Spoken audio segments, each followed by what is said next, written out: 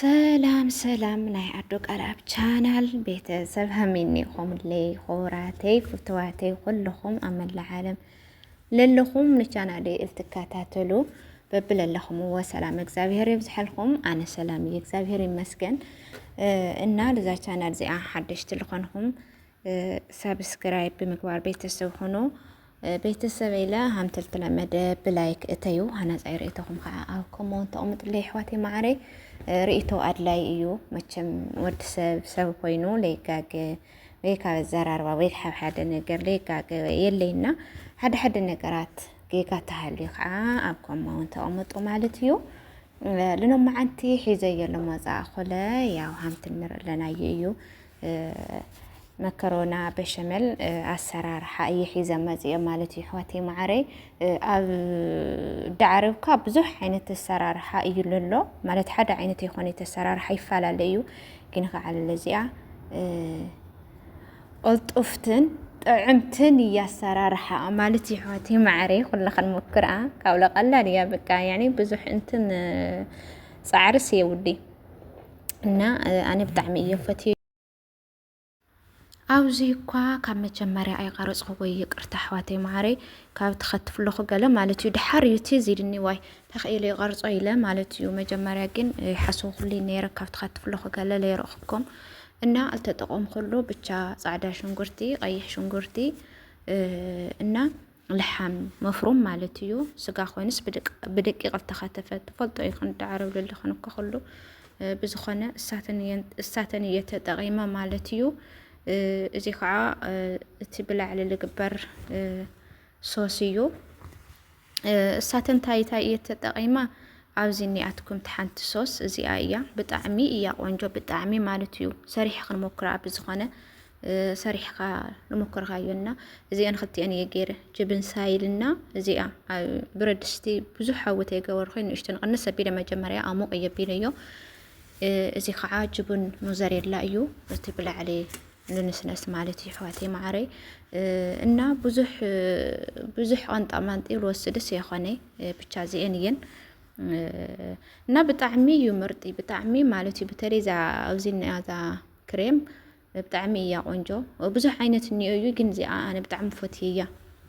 ኣሕዋተይ ማዕረይ እዚ ከዓ ላገበርኩ እዩ መከሮና መጀመርያ መከሮና ኣንፂፈ ማለት እዩ ብታሕቲ ካብኡ ብድሕሪኡ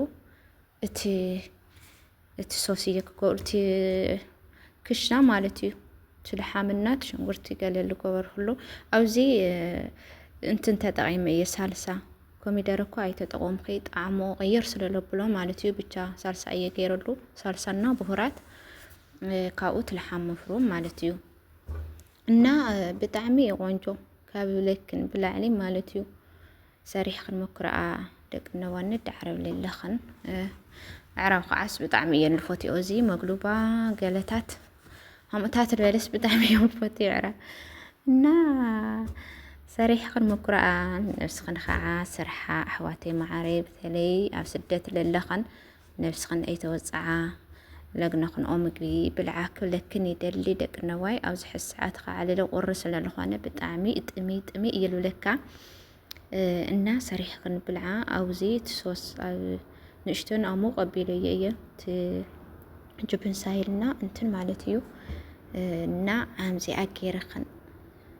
ሰሪሕኽን ተመገባ ይብለክን ደቂ ነዋኒስ ካብ መጨረሻ ከዓ ተኸታተልኦ ቪድዮ እኳ ንእሽቶ ንውሕ ክብለክን እየዋ ብዝኾነ አልተወሰነ ረአያለይ ኣሕዋተይ ማዕረይ እና ቁሪ ከዓ ሰይተኸኣለይ ክብለክን ይደሊ ቁሪ ብጣዕሚ እዩ ሓያል ብጣዕሚ ማለት እዩ ኣርያድ ለለኽን እኳ ትርለኽን ኣይደዋ እንድዕዮ ካሊእ ዓዲ ሃሚኒኦ ስተይ ኮመንት ፀሓፋና ኣብ ድሕሪት ኣብ ደማም ጀዛን ገለ ለለኽን እንታይ ልበሃል ጅዳ ድሕሪት ኢልካ ጀዛን ኣብየት ብዝኾነ ኣሕዋተይ ማዕረይ ሰሪሕኽን ብልዓ ነብስኽን ኣይትወፅዓ ክብለክን ይደሊ ብጣዕሚ እዩ ሃምዚ ምስ ቁሪ ለለ ስራሕ ዳዕረብ ኣምዛል ትፈልጣ እየን ኣሕዋተይ ማዕረይ ነስራሕኽን ብልዓ ኣብዚ ከዓ ካልኣይ እንትን እየ ካልኣይ ጠበቃ እየ ክብር ለኹ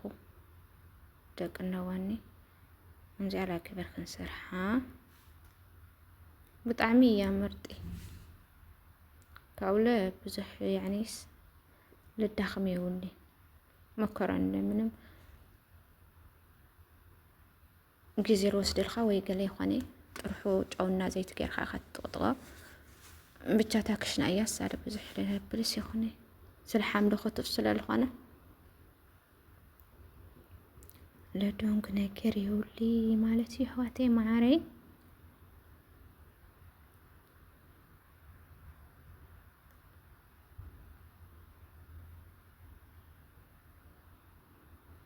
ለለኻ ሓደ ኢድኻ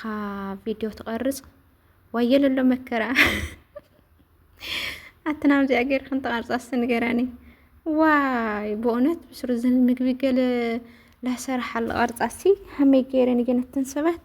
ብጣዕሚ ለጸግመልኻ ሃምቲ ትብል ኣብ ሓደ ገጽ ዝምብለካ ሃምቲ ዋይ ጉድዩ ብዝኾነ ታማ ኖርማል እዩ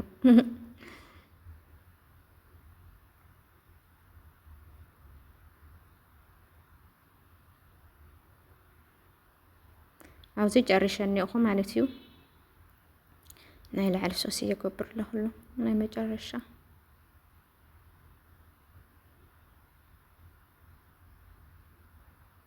همزي عين خاطري غطيني يمثل بي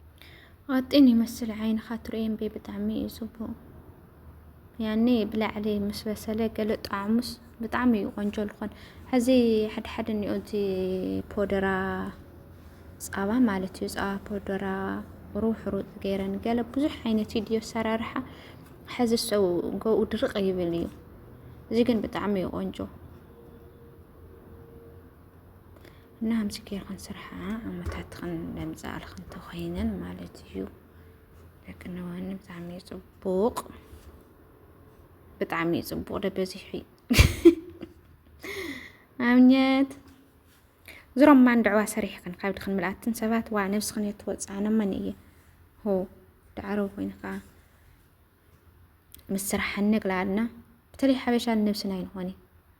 بطعمي مالتي وتنخلو تعد بطعمي نجوزات لنفسن وايي للون تنكاري ناينا سبقات العيل خلاف سرح ندف دف دف الساتن قل مجمرات العيلن خاودن لي ملامتشن حافتي بلاي الناحواتي معري نفس خن بعل خن لا تتنقخن مالتيو بتري همزي ورسات له وركياتيكن خاود خن دفيا او زي مجرش ايو تخيت فيديو من وحو واي بزخونه او زي مجرش اي قبر له نايل على الصوص مالتيو حز همزي بطعمي يعني ولا انا اللي سبت قبر له بس وي قاطينو قليل الخو كينا فورن مسعته ودحار ليلته تولع له خيو طعمو كنغركني خلي طعمي قنجو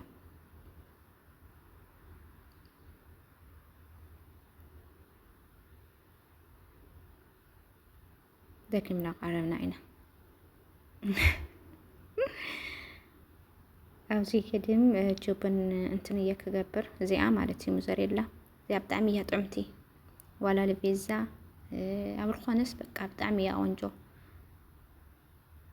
أرزي قديم أجر شوية مالتي حواتي معاري مامزي أكيرنا ودينا نينا مالتيو تحريقو خاعة لا فورنتي عينا تحريقو يرخبنا دقنوا مجرش لاي همزي لوزي أنها مالتيو دقنواني زي أتمثل يملككم أنا معتي أبخنا ناقص عريس كأنا رافع سلام كل اللي سمحواتي معاري أستيعتهم أكم وانت حداك اللي معلش جو حساكم أكم وانت مطلي سرحة تدري خلنا سرحة عادك نوعي بتعملوا أنجو تعمي انت اكيد بصراحه مالتي الناس استنينا عفوا بعد فيديو سكان الراحه باي